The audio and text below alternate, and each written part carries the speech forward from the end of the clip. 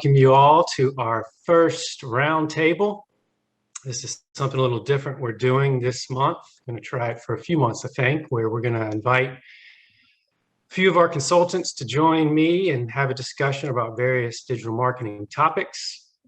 Looking forward to today's and the group of consultants, group of team members we have with us. We're going to be talking keyword research. I have Jeff and Trip from our SEO department and Fred and Nina from our paid department here to chat. Give you guys a chance to introduce yourselves real quick, I guess, and then we can get cranking. Sure thing. I guess I'll start off. My name's Trip. I've been here with Hive Digital since about 2012 and I work in the SEO department. My specialties include like offsite SEO, so building link research, stuff like that, but I also specialize in local SEO, technical audits, and content auditing and stuff like that. Also Marvel trivia. He's an expert in Marvel trivia. That too. I'm Jeff Cohen. I've been here with Hive for a couple of years now. Been doing SEO and content marketing and various aspects of digital marketing for about 15 years all in all. I work on the SEO team as well and tend to focus more on keyword research and content recommendations. So content strategies and all that other fun stuff on page. Awesome. Well, my name is Nina Martinez. I lead our paid advertising team here at Hive Digital. I've been doing this line of stuff for a little over a decade. Really enjoy doing that. In our paid advertising department, we handle all things paid ads on search engines and in social. And oftentimes work with our clients in a lot of ways where we can develop and implement plans that help promote their business along a lot of those different channels. Awesome. I'm Fred. I've been I've been here at Hive for 4 years now. This is my second tour, so I've been in the industry for probably close to 10 years now.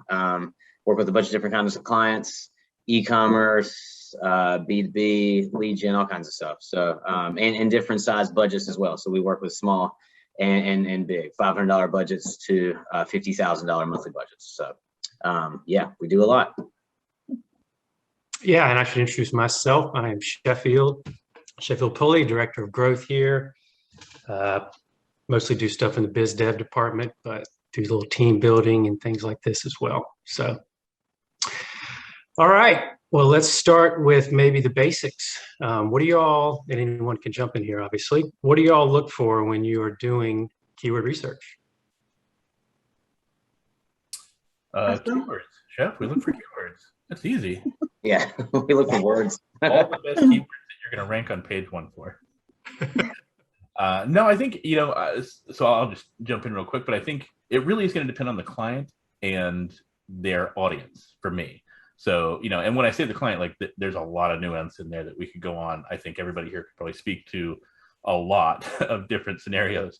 But I think the first thing when I'm ready to start doing keyword research is getting to know the client as much as I can, getting to know their products, and then getting to understand, one, who they think their audience is, and then who Google seems to think their audience is. So for me, obviously, we focus on Google for organic, but we want to see, based on the keywords we find and the content they have, what else is ranking out there, and is it right?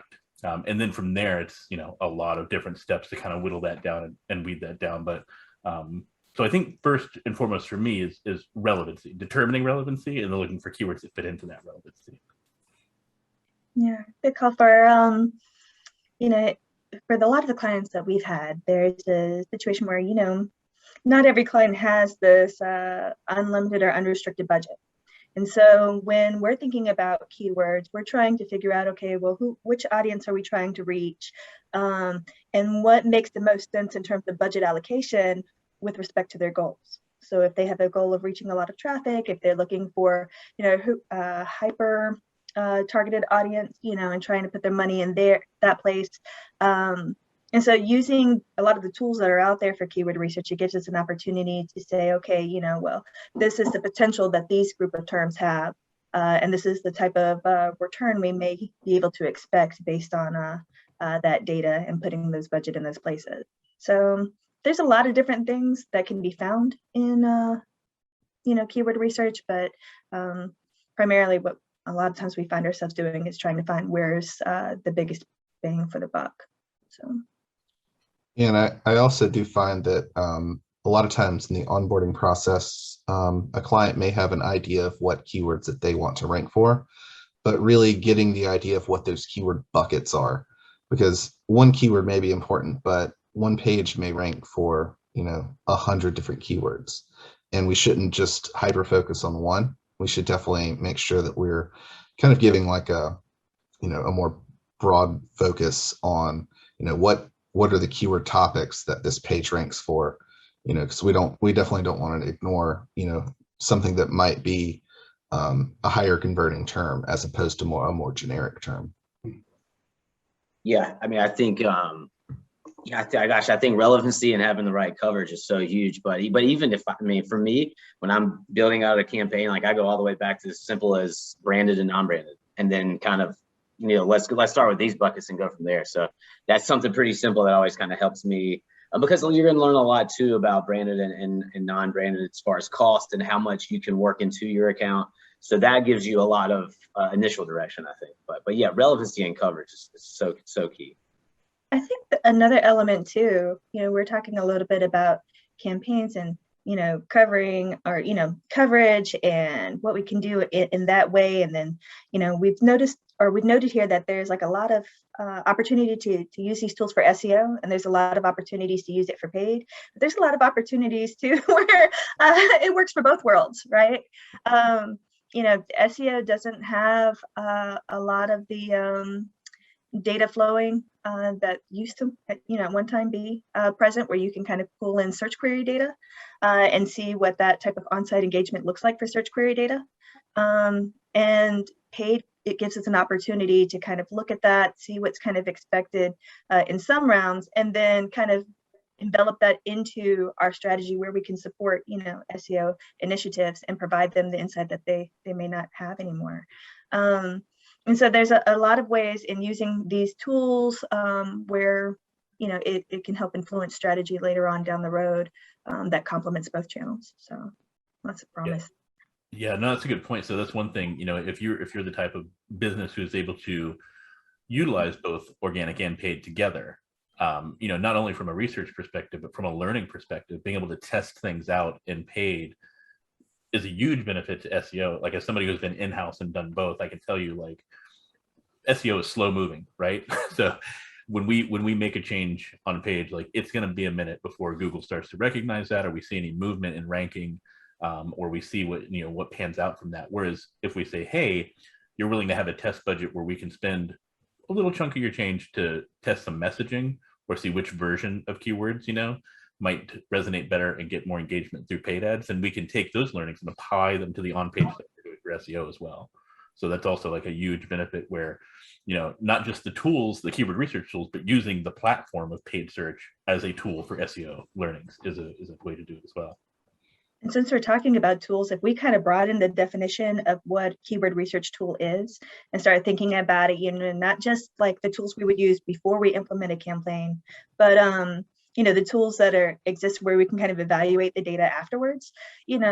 Fred made a really good point, looking at it from starting with like branded versus non-branded. And we've all been a part of those conversations where people are saying, okay, well, how much do I really have to invest in branded terms in my ads if I'm already ranking well organically?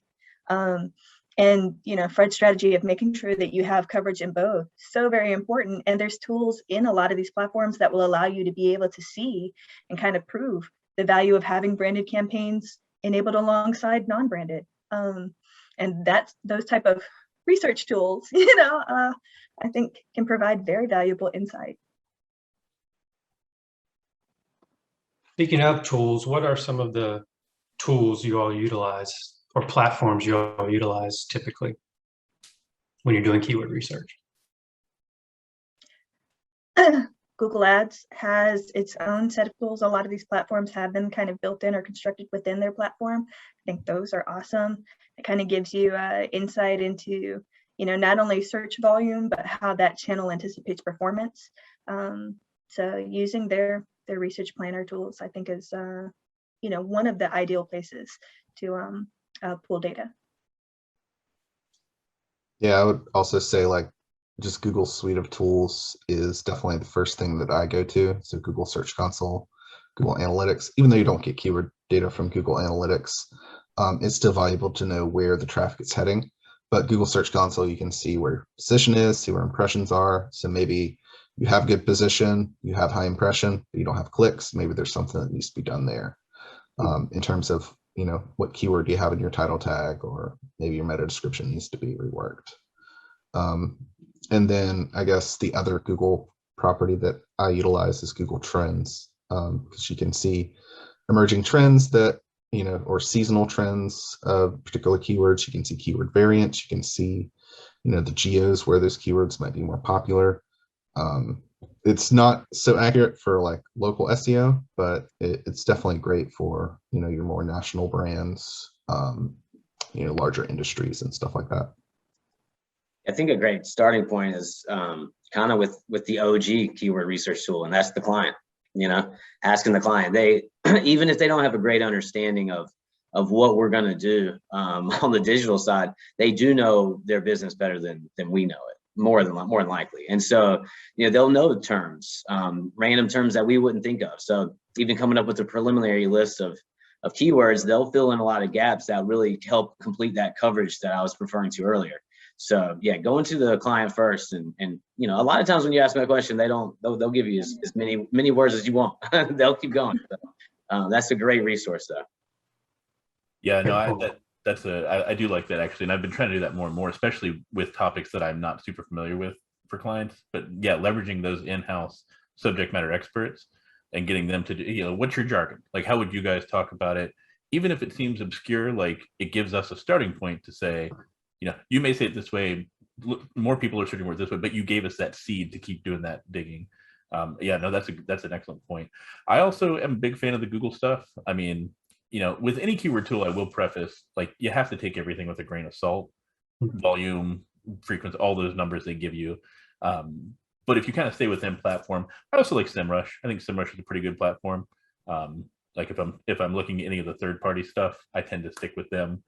But they're all very similar. But I'm a huge fan of Google Search Console for like ever. I think Google Search and AdWords Keyword Planner has been, you know, like they have a lot of, Google has a lot of data, and if they're willing to share it, like take it from them.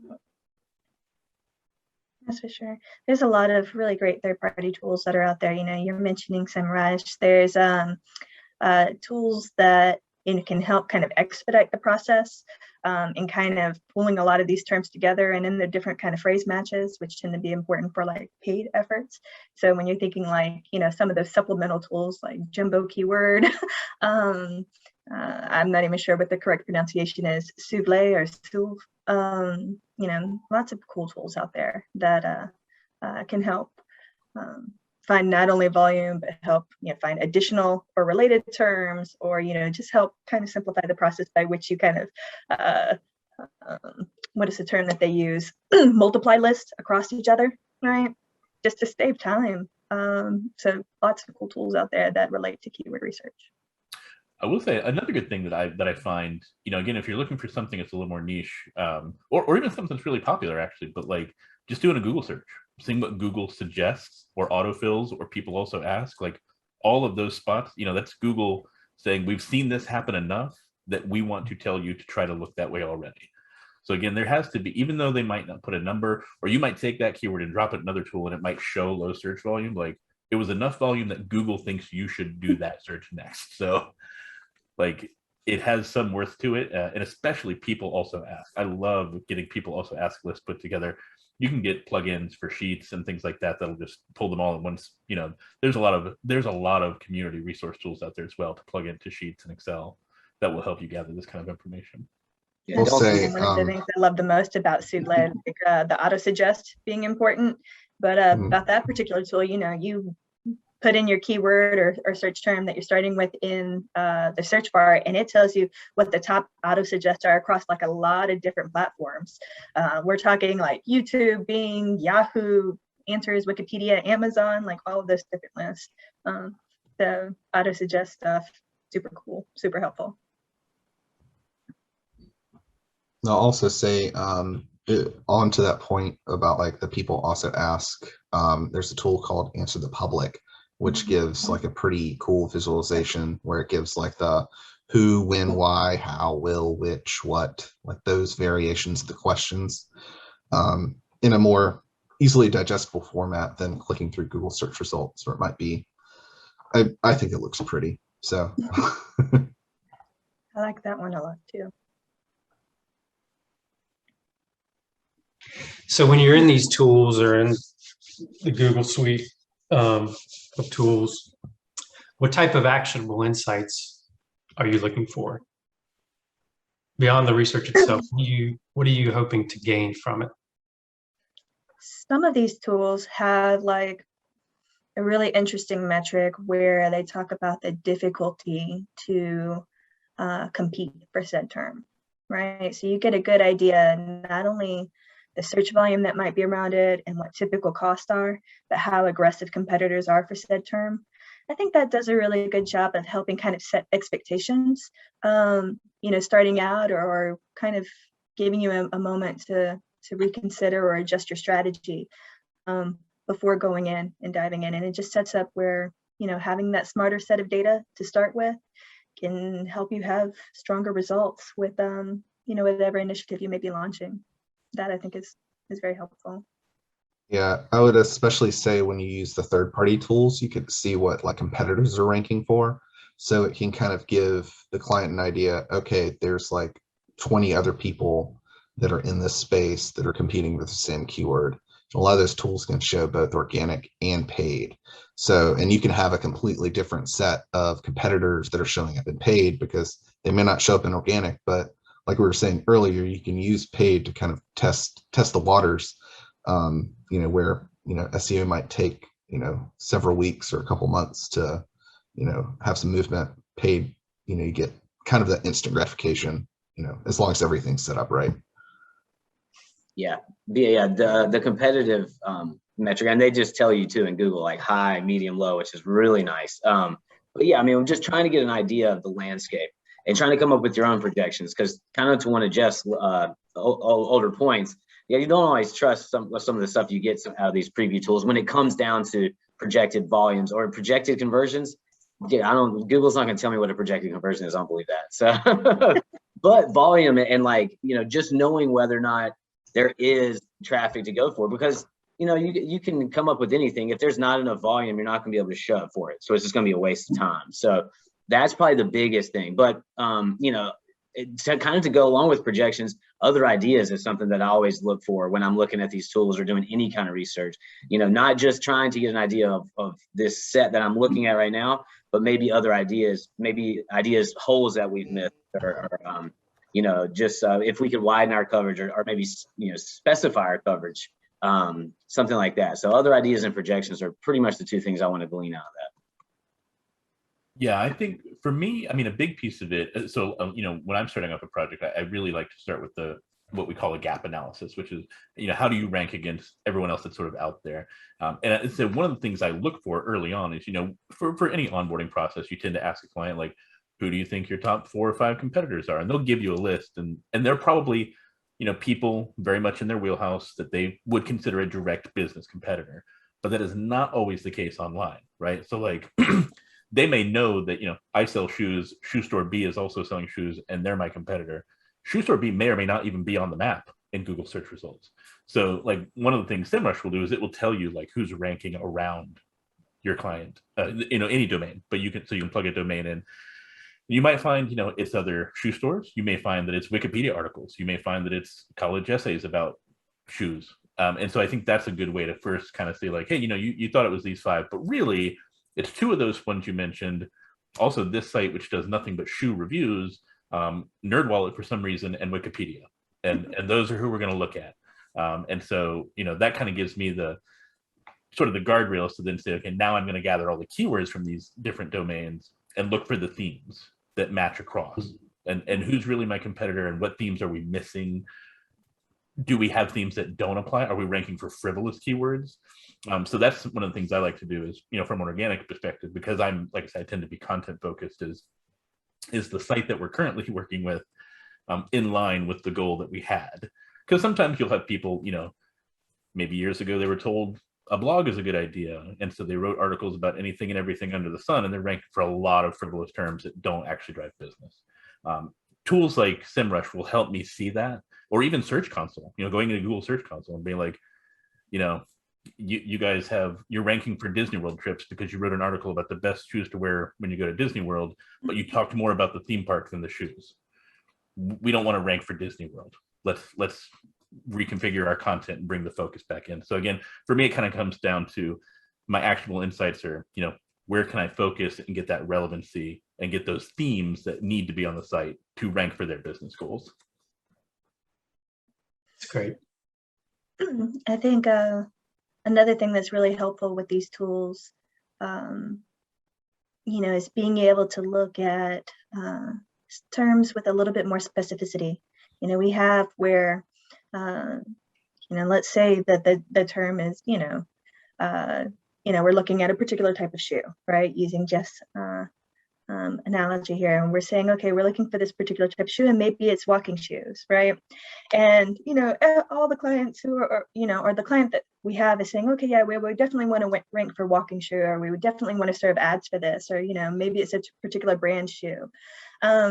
Using those keyword research tools, we can dive in and say, okay, well, you know, is it really just like, you know, this particular walking shoe that we want to go after? Or, you know, are there questions that people have about this particular shoe that we can answer with more relevancy or more specificity? And in doing that and creating like these longer tail keywords, a lot of times what we can find is that we can make it where it's less expensive to serve ads that answer questions in a better way, right? And then that helps improve conversion rates and conversion volume and a number of other things that make it a lot more cost effective. And without these tools, we probably wouldn't be able to get that degree of insight prior to launching campaigns. So you bring up a good point, and you and Fred can probably speak to this more. So a couple of years, well, several years ago, I used to be in-house and manage both the paid and organic aspects of the company I was with. But for example, we sold women's clothing. We had, you know, big paid campaigns, and e-commerce is obviously can get super competitive, especially clothing lines. Long story short, nobody had actually gone through and analyzed our accounts. We were using a third-party agency at the time. And we said like, oh, you know, we have categories like dresses, red dresses, blue dresses, blah, blah, blah. Nobody had actually gone through and said, oh, look, let's pull your query reports. You're ranking and spending money on people who are looking for prom dresses. We did not sell prom dresses. Nobody had actually ever gone through and done a negative keyword list. So they didn't do the research. They didn't use the tools that Google provided within the platform even to say like, hey, what's not converting? What keywords are we ranking for? And doing that just research within the platform to say like, we should be saving a ton of money and increasing our relevancy. Because they had, obviously, like our target audience was people, you know, women 30s and 40s. We did not sell anything remotely like a prom dress. There was nothing, but we did sell red dresses and blue dresses and pink dresses. So when somebody looked for pink prom dress, our site, you know, our ads were coming up, and it was just like, whoa, we got to go back to basics. Like we've got to use the basic tools within the platform and the reports to actually do that research and get that insight to say like, how can I optimize my own campaign to stop wasting my money? And something like prom could be a big waste too, because that's going to be probably a highly competitive keyword. So if you can remove that, you can save a lot of money. So the long story short is that nobody caught it because it was seasonal, and just nobody happened to be looking that time of the year ever. We just had, when you know, as part of a new team we came on board, we're like, whoa, why did the budget spike this like the last couple of months? And so we got a bunch of traffic. Oh, yeah. This is great. But the right. horrible. That's one of the things that's so great about these tools now. You know, they can be so helpful not only when you're starting, but you know, after you get some of these campaigns started too. You know, we mentioned the branded versus non-branded reports that you can pull, or I'm sorry, when you're looking at brand names, one of the things that we think is important is the paid versus organic report, right? So having insight to that data, but you know, you mentioned like the conversion rates attributed to like these prom segments. You know, you can see even further now in Google where like you can look at these keyword search queries and then even kind of see on-site engagement as it relates to those specific terms, right? So like all super helpful things that could help make you know, any type of campaign that you're putting money behind, you know, where you can run it a lot smarter. Yeah, I think the one interesting thing about that question, I think the question can be, could be interpreted at the beginning of a campaign. We're doing research, but also like you should get insights throughout the life of your campaigns, organic or paid. Like, it's not a, hey, we did the research up front of the project and we know everything we need to know. Like, yes, you do the initial research to get things set up and going, but like, it's a lot of rinse and repeat. It's, every so many months, let's take a look, or let's look at our regular reporting platform and get insights again. Let's every quarter take a look and do some more gap analysis or some competitive analysis. Because like there are always insights to be gained to optimize both paid and organic efforts. Like the seasonal use of prom dresses, something like that. Exactly. Awesome. Anything else you guys think it would be helpful for people to know before we sign off? So many things. It would be most helpful if you knew that we were going to do more of these to answer more of these great questions. Exactly. And if you have any questions, feeling free to reach out to our team, so we can respond with some answers. Certainly here to help you all. So for sure. Yeah, honestly, we could probably have a whole roundtable discussion just about competitor or gap analysis, just about brand and unbrand terms and why they're important. Because I know that's one thing, again, as somebody who's done in-house and agency work where, you get that one person on the team that's like, why should I buy my brand term? Oh yeah. Is it going to be expensive? Why should I put money on that? What level of coverage? Bro, 100% coverage. You should always have 100% coverage of your brand, because if you don't, somebody else does. Mm-hmm. And they're either getting a commission from you or they're stealing your business, or like, do you want to pay them twice, or would you rather just get it yourself? And the reality is having that coverage a lot of times like actually benefits, the other channels, when we were talking about this report here, this paid versus organic, I can't think of a single instance in which, in looking at that report where we found having like paid branded campaigns harmed, organic campaigns. If anything, it actually increased the rate at which people engaged with organic. Yeah. And so when you have access to that type of data to provide that type of degree of proof, it can certainly, make it such that you feel a lot more confident in the strategy you have when you have like mixed channels working together. Yeah, for sure. I think the moral of the story is that people should be using both paid and organic. For sure. I mean, Someone for real. Couple people did a webinar on that a while back, didn't they? Oh, yeah, I wonder who that was. I don't This is know. when we tell them to like swipe up or something and go to that Yeah. or something, whatever. That like button. Look here. Yeah, hit the like button. Yeah. Subscribe. Maybe that branded piece might be a great topic for the next roundtable. I like it. Yeah, I would say, Yeah. again, like I said, Cliffhanger. poll the audience out there. Let people ask us, what are your most pressing questions about brand? Should I worry about my brand or unbrand, or I heard this, or I read this, or so-and-so told me this, or I saw this myself. Because again, a lot of these things that we're saying are relatively blanket, but there's a lot of nuance in any of these, per client, per industry, per competitive set. So it's always good to, that's one nice thing working at an agency versus in-house, is that I get a much broader set of experiences working with multiple types of clients than, you can be in your world and kind of think like, well, it's always been working well enough. If it ain't broke, don't fix it. But like, you don't know what you don't know. And so, your experience might benefit from getting some insight from somebody from another field or another, industry than you're in. Makes sense. What Jeff said. Yeah, I was about to say ditto. That. The quotes around it. All right. Well, this has been fun. Thanks. Appreciate it. And we'll do it again soon. All right, sounds like a plan. Everyone. Bye. You guys. Very well.